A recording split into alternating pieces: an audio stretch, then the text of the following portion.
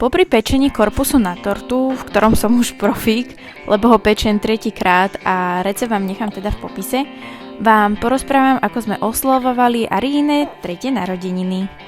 Ako každý rok už je to taká tradícia, robíme Arii a bratrancovi, ktorý je od nej o rok mladší, spoločné fotenie.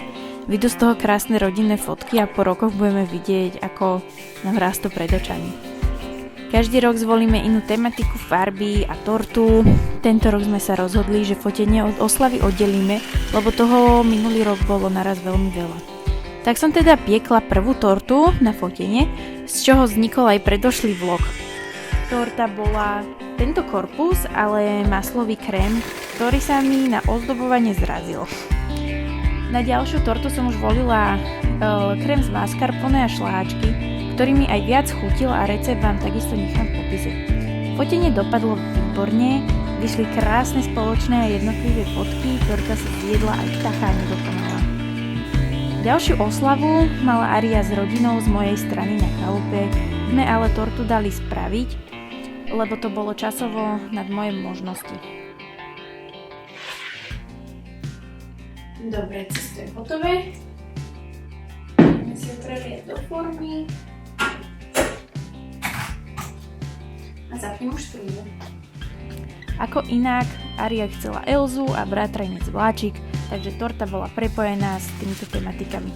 Síce to znie nezlučiteľne, ale vyšlo to super. Aria chcela hneď zjesť oči. Ďalšiu tortu som už piekla ja.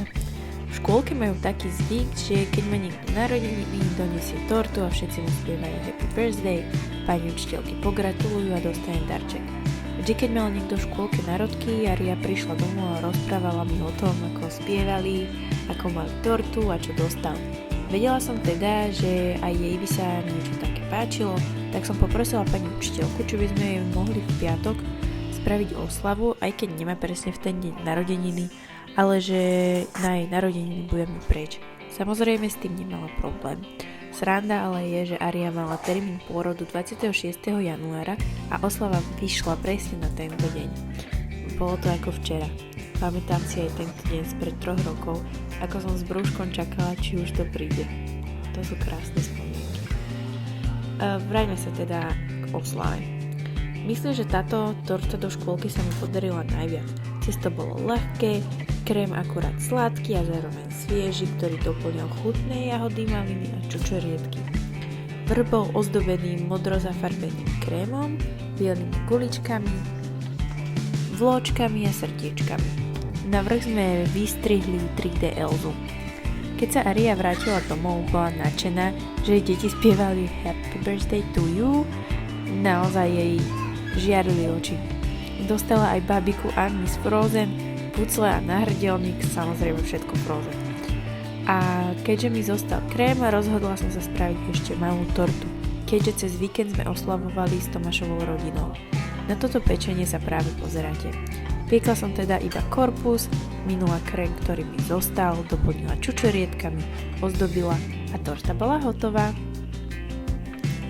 Arii sa všetky torty veľmi páčili a jej veľmi chutili, lebo každú jedla aj zjedla a už teraz, keď nemá tortu, tak ju každý deň pýta.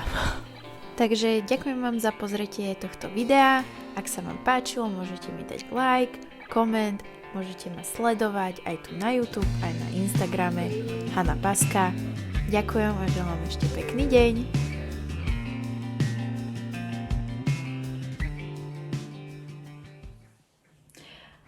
Týmto ukončujem pečenie tort pre Ariu. Ze? Si mala tortičky? Budeme narodeniny, budeme akorát v lietadle a potom vystúpime. A s Paťkom ešte oslavíme. A Elzovsku. To je Elza! Elza!